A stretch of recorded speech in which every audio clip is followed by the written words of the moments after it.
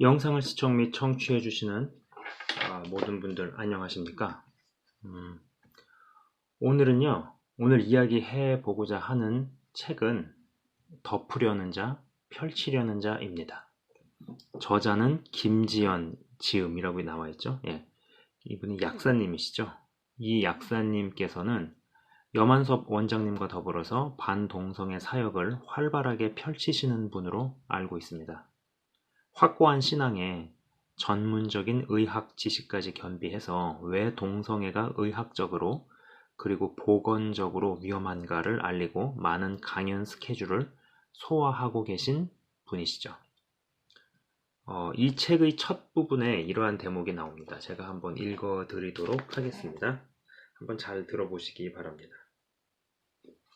2009년에 동성애자 인권연대와 연세대, 컴투게더 등 4개 대학 동성애자 모임은 국립국어연구원과 이들 사전을 발간하는 9개 출판사들을 상대로 동성애자에 대한 차별적 표현을 수정해 줄 것을 요구하며 인권위에 진정을 제기했다. 이후 인권위는 현행 국어, 영한, 한영사전에서 변태성욕, 색정도착증 등 동성애에 대한 차별적 표현이 사용되고 있다며 국립국어연구원과 출판사의 수정을 권고했다. 인권위는 당시 시중에서 판매 중인 사전에는 동성애를 변태성욕이나 색정도착증으로 분류하거나 호모, 동성연애 등 동성애를 비하하는 용어가 사용되고 있음을 지적했다. 전 이 대목을 읽으면서 동성애자들이 상당히 치밀하고 집요하다는 생각을 해보았습니다. 어두운 면을 가리고 부정적인 면을 가리면서 무언가 긍정적으로 받아들여지게끔 전략을 잘 구사했다는 생각입니다.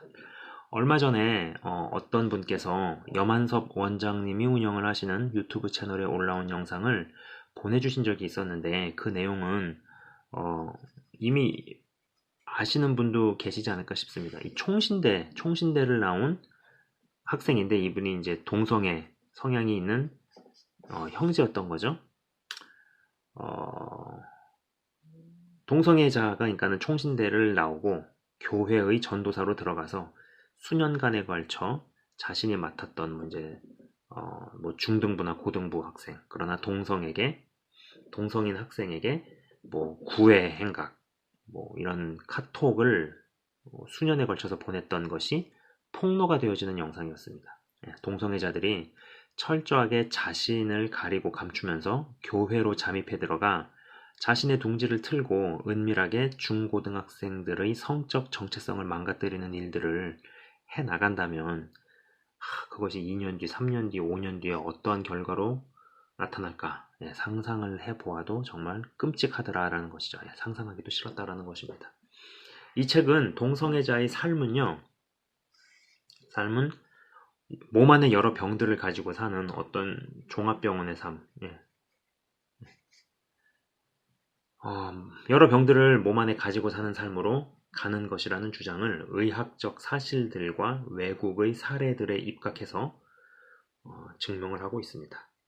사실과 진실 그리고 의학적인 지식 기반에 의해 쓰여진 책이기에 막 술술 읽히고 재미있게 페이지가 넘어가는 책은 아니지만 오히려 정확한 지식과 진실에 입각해 쓴 책이기에 내용이 무겁기는 하지만 더 신뢰를 할 수 있다라는 것입니다. 동성애자가 된다는 것 자체가 몸 안에 여러 질병들을 가지고 사는 어떤 종합병원 같은 인생을 살아가게 된다는 건데 아주 불편하고 또 고통스럽게 살게 된다는 것을 의미함에도 동성애자들이 여러 수단과 방법을 써서 감추어 왔거나 미화시켜 왔다는 것입니다. 몸에 지니고 있는 질병들에는요, 이미 사라졌거나 위생 상태가 발전해 버리는 바람에 없어진 병들도 있다라는 것입니다. 제가 이 대목을 읽어 드리도록 하겠습니다. 한번 잘 들어보시기 바랍니다. 1990년대부터 2005년까지 동성애 단체와 진보 진영이 연대해 확산시킨 PC, Political Correctness, 정치적 올바름, 문화에 따라 게이 장 증후군이라는 단어가 상당 부분 삭제됐지만 그 피해는 고스란히 동성애자들에게 돌아갔다. 의학적으로 밝혀진 진실은 수치스럽다고 해서 덮어버리는 것이 능사는 아니다. 병명을 삭제한다고 병이 사라지면 얼마나 좋겠는가. 언론도 이 같은 문제를 보도하지 않으므로 일반 대중뿐만 아니라 동성애자 본인도 쉽게 자각할 수 없게 됐다. 결국 게이장증후군이라는 것은 동성애자조차 들어보지 못한 생소한 질병이 돼버렸다. 해당 질병에 걸리고 난 뒤에야 그런 증상이 있다는 것을 알게 되는 악순환이 발생하고 있는 것이다. 게이장증후군은 하나의 병명으로서가 아니라 주로 동시다발적으로 나타나는 증상들로 표현되어 왔다. 이것을 좀 더 펼쳐서 구체적으로 연구하지 않고 오히려 동성애자들에 대한 혐오적 용어로 치부하고 덮어버린 결과는 좋지 않았다. 의과대에서 의학생들을 대상으로 한 교육에서 동성애자들이 빈번하게 걸리는 특정 질병에 대한 교육이 사라지게 됐고 의학적 진실을 억누른 정치적 행위가 부메랑이 되어 보건적 위협으로 돌아오고 있다. 한국 사회도 이런 위험성을 간과해서는 안 된다. 게이장증후군이라는 용어 삭제가 능사는 아니다. 게이장증후군이라는 용어는 잊혀질만 하면 다시 등장하곤 한다. 2004년도 미국의 매드스케이프 약사전용 사이트에서 이 용어가 다시 언급된 것이 그 예이다. 게이 포르노 배우였다가 회심한 조셉 스키암브라 역시 게이장증후군에 대해 서슴지 않고 고백한 바 있다. 그는 2016년 인터뷰에서 다음과 같이 밝혔다. 나는 게이로 살던 시절 끊임없이 병에 걸렸다. 나는 클라미디아, 임질, 게이장증후군, 곰팡이 감염증에 시달렸다. 탈동성애자 박모 씨가 언급한 게이장증후군. 탈동성애자인 박모 씨와 2016년 가을 서울로 올라가는 기차 안에서 대화를 나눈 적이 있다. 지방에서 동성애와 에이즈의 연관성을 알리는 토크 콘서트를 마치고 서울로 함께 올라가는 길이었다. 박모 씨는 10년 넘게 남성 간 성관계를 하다가 회심하고 이제는 동성애로 고민하는 많은 청년들이 동성애에서 탈출할 수 있도록 돕고 있다. 그는 동성 간 성행위를 할 때 장이 너무 나빴고 항문 근처도 각종 염증과 불편한 증상들이 끊이지 않았다고 했다. 동성애를 끊고 결혼까지 한 그지만 여전히 그 후유증이 일부 남아있고 다수의 게이들이 장증후군에 따른 불편함을 겪고 있다고 귀띔했다. 그는 김광진 감독의 다큐 영화 나는 더 이상 게이가 아닙니다에 출연하기도 했다. 현재 많은 강연과 집회 등을 통해 동성애자의 삶이 어땠는지 그리고 그런 생활의 결과가 얼마나 비참한지 생생하게 증언하고 있다. 그리고 절대 동성애자의 삶으로 돌아가고 싶지 않은 현재의 심정을 담담히 피력해 많은 반향을 일으키고 있다. 그가 출연한 다큐 영화는 공개 9일 만에 조회수가 9만 5천 건을 넘는 등 영화관 상영과 유튜브 상영, 기타 교회와 교육기관에서의 상영을 합하면 100만 명 이상이 시청한 것으로 집계되고 있다. 그는 당시 항문 주위의 병으로 받은 고통과 엉덩이로 번지는 피부병의 문제, 장 상태의 악화를 방치한 채 동성애를 끊지 못하고 괴로워하던 과거의 삶을 고백했다. 그리고 결국 에이즈에 감염된 사실을 알고서 뼈저리게 후회한 시간 등 생각하기도 싫은 당시 상황을 솔직히 털어놓았다. 미화된 동성애의 실체와 그 결과를 반드시 젊은이들에게 직면시키고 더 이상 동성애를 안 하도록 그래서 자신처럼 심신의 고통을 겪는 이가 없도록 전국을 다니며 외쳐달라고 필자에게 이렇게 당부했다. 게이장증후군은 실제 제가 동성애자로 살 때 겪었던 문제입니다. 그와 같은 증상들은 동료 게이들이 무수히 겪었습니다. 그 용어가 뭐든 간에 존재하는 것을 없는 것처럼 은폐해선 절대 안 된다는 것입니다. 여러분 어떤 생각이 드십니까? 그리고 제가 연이어서 이 대목도 한번 읽어보도록 하겠습니다. 한번 잘 들어보시기 바랍니다. 각종 성병에 노출되는 남성 동성애자들. 2014년 여름에 북한군 사이에 성추행, 성상납, 동성애가 만연하고 있다는 뉴스가 나온 적이 있다. 뉴스를 접한 국민들 중에 통제가 심하다고 알려져 있는 북한군인 사이에서 그런 일이 벌어지고 있다는 사실이 뜻밖이라는 반응이 있었다. 우리나라는 군형법 제92조의 6, 즉 제1조 제1항부터 제3항까지에 규정된 사람에 대하여 학문 선교나 그 밖의 추행을 한 사람은 2년 이하의 징역에 처한다라는 법을 근거로 군인 간 학문 선교를 처벌한다. 그런데 2017년 여름 이 법을 위반한 대위의 행각이 인터넷과 신문지상에 올라 눈길을 끌었다. 남성 동성애자인 A 대위가 중위, 병장 등과 군복무 중에 동성 성관계를 가진 것이 밝혀졌다. 군의관인 A 대위는 영내에서 점심시간에 동성 간 성행위를 했고 결국 징역 5월, 집행유예 1년을 선고받았다. 그런데 며칠 뒤 이 사건에 대한 또 다른 전말이 알려졌는데 알고 보니 이 A 대위가 성병에 걸린 군의관이었다는 것이다. 해당 기사는 이렇게 말한다. 장병의 건강을 책임져야 하는 군의관이 오히려 에이즈, 매독, 간염, 콘딜로마, 이질 등의 감염 위험성이 높은 남성 간 성행위를 장병을 상대로 시행한 것이다. A 대위는 점심시간 의사가운을 입은 채 계룡대 정문에서 B 하사를 만났으며 숙소로 이동해 동성 간 성행위를 했다. 지난 11월에도 J 어플리케이션에 접속해 B 하사에게 메시지를 보내고 영내 숙소로 불러 성관계를 했다. A 대위는 남성 동성애자 전용 I 앱을 통해 중위, 병장 등과 성관계를 가진 것으로 밝혀졌다. 댓글 중 상당수는 A 대위의 범죄에 대해서 비난하는 것이었다. 그러나 에이즈 이외의 매독이나 임질, 곤지름 등 여러 성병과 남성 동성애와의 긴밀한 연관성에 대한 언급은 적었다. 남성 동성애자들은 성병에 많이 걸린다는 자료가 수없이 많음에도 대부분 해외 자료로 국내에는 많이 소개돼 있지 않은 게 현실이다.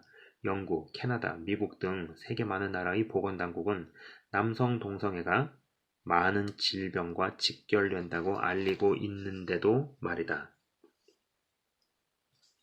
자, 저는 이 대목을 읽으면서 물론 책의 전반부를 읽을 때에도 했던 생각이지만 이 인권위원회라는 그런 단체가 있죠. 그죠? 인권위원회하고 보건복지부 산하의 질병관리 본부,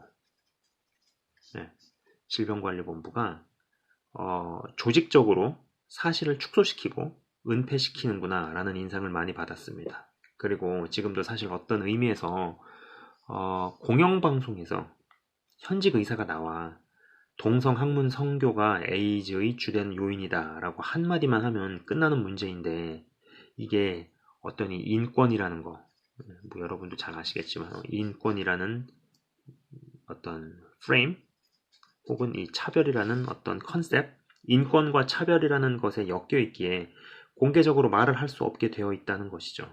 진짜 감추어져 있는 단면에, 이면에 눈을 스스로가 알아서 뜨지 않으면 덮으려는 자들에 의해서 그냥 덮여져 버리는 거짓과 속임수로 덮여버릴 수밖에 없다. 덮여버릴 수도 있다. 이런 것이죠.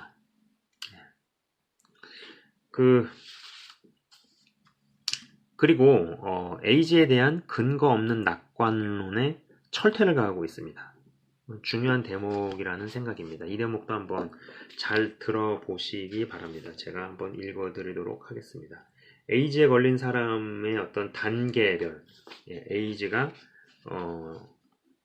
이제 진행이 되면서 단계적으로 서술한 부분인데, 처음에 이제 과정 건너뛰고 4번이 말기고요. 그죠? 그 다음에 5번은 사망입니다. 말기 부분과 사망에 해당되는 이 프로세스, 이 과정에 대한 이야기를 제가 한번 읽어드리도록 하겠습니다. 4. 말기의 에이즈 환자는 혼자 거동할 수 없기에 보통은 와상 환자가 된다. 미국의 한 에이즈 요양병원의 조사 내용을 보면 입원 시 평균 11가지의 질병을 진단받은 상태로 입원했으며 정신적인 문제도 갖고 있었다. 에이즈로 인해 뇌가 손상되어 입원 환자의 48%가 신경질환을 진단받았고 44%는 정신질환을 진단받았다. 에이즈 약으로 면역력 저하를 억제하다가 더 이상 버틸 수 없게 된 말기 에이즈 환자는 여러 질병, 특히 신경, 정신과적 질병에 시달리다가 생을 마치게 된다. 자, 지금 제가 좀 잠깐 보여드릴 도표는요. 미국 에이즈 요양 환자의 신경의학 및 정신의학적 질환들이라는 표입니다. 여러분 보이시나요? 그죠? 여기에 보면은 HIV 치매, 말초신경장애, 진행성 다발성 뇌증, 대뇌 톡소플라모시스, 척수병증, 중추신경계 임파선암, 거대세포 바이러스성 뇌염, 크립토코커스 뇌막염, 중풍, 뭐 이렇게 쭉 나오죠. 뇌전증 뭐 이렇게 나오죠. 그죠? 경련. 그 밑에는 또 정신과적 장애로는 우울증, 정동장애, 불안장애, 조현병, 정신증, 양극성 장애, 정신지체, 외상후 스트레스 장애, 그 다음에 기타 이렇게 나옵니다. 그러니까 뭐 여러 종류의 질병들을 몸에 담고 살다 가게 된다, 죽는다, 죽게 된다라는 것을 지극히 사실에 의거해서 이야기를 하고 있죠. 자, 그 다음에 사망에 해당하는 대목 또한 제가 읽어드리도록 하겠습니다. 사망. 아직도 에이즈로 사망하는 사람이 있느냐? 이제 에이즈를 완전히 정복한 것 아니냐고 질문을 하는 시민들이 의외로 많다. 에이즈로 사망하는 사람은 여전히 많고 에이즈는 아직 정복되지 않은 불치의 질병이라는 게 답이다. 에이즈 연구가 가장 활발했던 미국조차도 2014년 25세에서 34세 집단의 8번째 사망 원인이 에이즈였고 35세에서 44세 집단의 9번째 사망 원인 역시 에이즈였다. 대책 없는 낙관론. 문제는 에이즈의 발병과 치료에 대한 과도한 낙관론이 번지고 있다는 것이다. 당뇨나 고혈압처럼 단순 만성질환의 하나일 뿐이고 잘 다스리기만 하면 천수를 누리고 살며 잘하면 완치도 된다는 무책임한 낙관론을 퍼뜨리는 사람들이 있다. 다행히 에이즈의 증상 완화와 바이러스의 억제가 과거보다 많이 좋아진 것은 사실이나 에이즈로 고통받다가 에이즈 약을 먹더니 완치가 됐다더라 식의 잘못된 정보를 확산시켜서는 안 된다. 우리나라의 에이즈 사망자 추이. 우리나라 에이즈 사망자의 거의 절반은 에이즈 확진 판정을 받은 후 6개월 이내에 사망하였다는 보고가 있다. 세계 에이즈의 날을 앞두고 2009년 질병관리본부가 1985년에서 2007년 등록된 HIV 감염인 5,323명을 대상으로 2007년 말까지 생존율을 산출한 결과 18%, 980명이 사망한 것으로 밝혀졌다. 5,323명 중에 980명이 죽은 거죠. 2003년에서 2007년 발견된 감염인 3,314명 중에 사망자는 340명이었는데 4명 중 3명꼴 수준인 256명이 감염 6개월 내에 사망했다. 6개월 이내 사망자 비율은 85년에서 90년 6%에서 91년에서 96년 16%, 97년에서 2002년 43% 등으로 가파르게 증가하는 추세다. 한국의 감염 6개월 이내 사망자의 비율은 프랑스와 영국에 비해 월등히 높은 수준이다. 다행히 HIV 감염 이후 10년 이상 생존율은 85년에서 90년 56%에서 91년에서 96년 62%, 97년에서 2002년 70% 등으로 계속 늘고 있다. 이는 신약 개발과 정부의 적극적인 치료비 지원 사업 영향으로 풀이된다. 질병관리본부는 2008년 12월 말 기준으로 국내 HIV 누적 감염인 수가 총 6,120명, 사망은 1,084명이라고 공식 발표한 바 있다. 그러나 정부의 신고된 감염인과 실제 감염인 수는 크게 차이가 나는 것으로 추정되는데 UNAIDS도 당시 우리나라의 감염인 수를 13,000명으로 추계한 바 있다. 현장 전문가들도 에이즈에 의한 사망자가 실제로는 훨씬 많다고 주장한다. 여전히 에이즈는 이전보다 약이 좋아졌는지는 모르지만 완치가 된 병은 결코 아니다는 것이죠. 그리고 마지막으로 이 대목도 읽어드리도록 하겠습니다. 자, 한번 잘 들어보시기 바랍니다.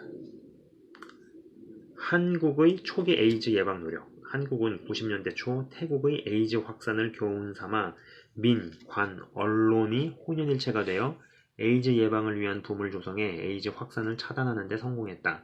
철저한 마약 단속으로 마약 주사자의 숫자가 적었고 성매매 여성들에 대한 주기적인 보건검사로 조기에 발견해 관리했다. 학교에서 교과서와 에이즈에 걸린 동성애자의 강연을 통해 청소년, 청년층의 HIV 노출 기회를 최소화했다. 문제는 성적 지향이라는 인권 이슈가 생기면서 효과적인 에이즈 예방 활동은 가로막히고 있다는 것이다.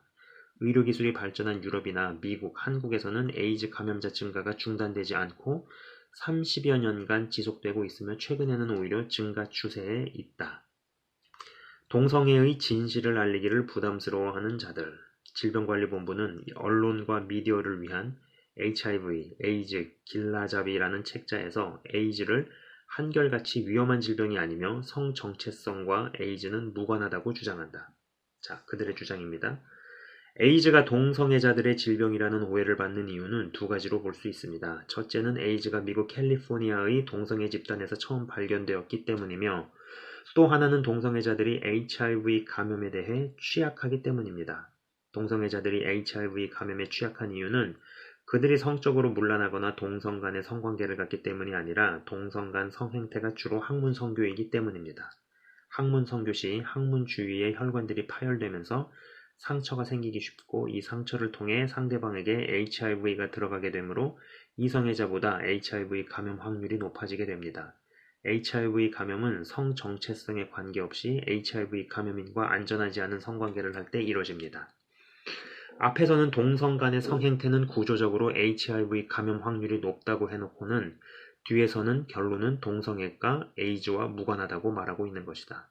국가기관인 질병관리본부라면 미국의 질병관리본부처럼 동성 간 성행위의 위험성을 정확히 지적해야 한다. 게다가 국가인권위원회까지 동성애를 자연스러운 성문화인 것처럼 받아들이게 하는 환경을 조성했다. 2004년 국가인권위의 권고로 국무총리 청소년보호위원회는 청소년보호법 시행령 제7조의 청소년 유해 매체물의 심의 기준 중 수간을 묘사하거나 혼음, 근친상간, 동성애, 가학, 피약성, 음란증 등 변태성행위, 매춘행위, 기타 사회통념상 허용되지 아니한 성관계를 조장하는 것이라는 조항에서 동성애 부분을 삭제하기로 결정했다.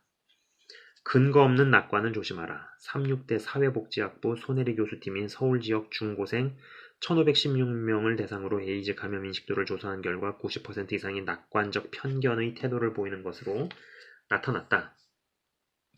손 교수는 학생이 에이즈에 낙관적 편견을 갖게 되면 예방교육을 잘 받지 않고 주의를 환기시키는 메시지에도 주목하지 않을 수 있다면서, 학생들에게 에이즈 예방교육을 하려면 단순히 정보나 지식 전달뿐만 아니라 그들이 가진 신념과 행동을 변화시키는데 주력해야 한다고 강조했다. 보건복지가족부 산하 질병관리본부가 발행하는 주간 건강과 질병, 최신호에 실린 보고서 우리나라 HIV 감염인의 최소 감염 진단 이후 생존율 변화에 따르면 85년에서 2007년 에이즈 바이러스 감염자 5,323명이 에이즈 감염을 확인한 뒤 평균 16.7년간 생존했다. 이 기간 동안 사망한 에이즈 환자 중 45%는 에이즈 감염 확진 판정을 받은 지 6개월 안에 숨졌다. 또한 본 보고서는 우리나라 HIV 감염인 사망자 중 발견 후 6개월 이내 사망한 사람의 수치가 프랑스와 영국에 비해 높은 수준이라고 지적했다. 그러니까 한국은 45%고요. 프랑스와 영국은 10에서 20%입니다. 그러나 이런 현실을 국내 언론들은 쉬쉬하고 있고 전 국민들은 에이즈에 대해서 대책 없는 낙관론만 접하게 되는 경우가 많다. 문제는 청소년들 역시 동성 간 성행위를 미화시키는 미디어 속에서 학문 성행위를 호기심에하거나 그러한 성행위를 제공함으로써 돈을 벌기도 한다는 사실이다. 우리나라 가출 남자 청소년 중 매춘을 하게 되는 경우가 많은데 그중 15.4%가 바텀 알바를 했다고 여성가족부가 발표해 적잖은 충격을 주었다. 전술한 바와 같이 바텀이란 남성 간 성행위 때 수동적인 역할을 하기 위해 학문을 제공하는 사람을 말한다. 돈을 주고 탑 역할을 하는 남성이 에이즈에 감염되어 있는 줄도 모르고 성관계를 하게 되는 상황에 직면할 수도 있다. 청와대 대변인을 역임하고 한국양성평등교육진흥원장을 지낸 김행 원장은 2014년 11월 HIV가 뭔지도 모른 채 숙식 위에 바텀 알바하는 가출 청소년들이라는 제목의 칼럼을 내놓았다. 한 청소년 상담센터에서 실제로 벌어진 상담 내용을 근거로 작성된 이 글은 아버지의 폭력을 피해 집을 나간 청소년이 결국 숙식 해결을 위해 바텀 알바를 하게 된 경위를 소개하고 있다. 그리고 동성애자 앱에 올라오는 글들이 청소년 성매매의 온상이 되고 있음을 다음과 같이 지적하고 있다. 청소년 D, 17세, 그 역시 생계비가 떨어지자 인터넷 카페를 통해 혼자 사는 성인 남성들을 찾았다. 그리고 그들 집에 얹혀 살면서 성관계를 맺었다. 길게는 1년, 짧게는 한 달씩 동거남을 찾아다녔다. 동거가 여의치 않은 경우엔 한 번에 7만원에서 10만원을 받고 성인 남성에게 몸을 팔았다. D의 증언에 따르면 10대 남자 청소년의 성매매는 여자 청소년보다 플레이 등 변태 성행위에 응하는 경우가 많았다. 알바합니다라는 제목을 달고 동성애자 앱에 올라오는 글들이 청소년 성매매의 온상이 되고 있는 것도 달라진 세태다. 작년 11월 발표된 내용에 따르면 동성애자 앱의 만남 게시판에 올라오는 글 10건 가운데 3, 4건 정도가 자신을 청소년이라고 소개하면서 성인 남성들을 상대로 알바를 한다는 내용을 적극적으로 알린다는 사실이다. 영국 보건국도 이렇게 온라인상에서 연결된 즉흥적 만남의 위험성을 언급했었다. 읽어드린 대목 중에서요, 문제는 성적 지향이라는 인권 이슈가 생기면서 효과적인 에이즈 예방 활동은 가로막히고 있다는 것이다라는 부분과요, 이런 현실을 국내 언론들은 쉬쉬하고 있고 전 국민들은 에이즈에 대해서 대책 없는 낙관론만 접하게 되는 경우가 많다는 부분을 생각해 봅니다. 저는 과연 진정한 인권이라는 거, 진정한 인권이 무엇인가라는 질문을 하지 않을 수 없다는 것이죠. 이미 사단은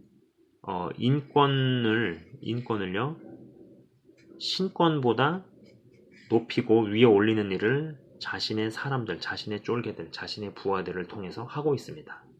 그런데 여러분들도 아시겠지만 인권은 신권 밑에 놓여 있는 인권이 진짜 인권다워진다는 것이죠. 그죠?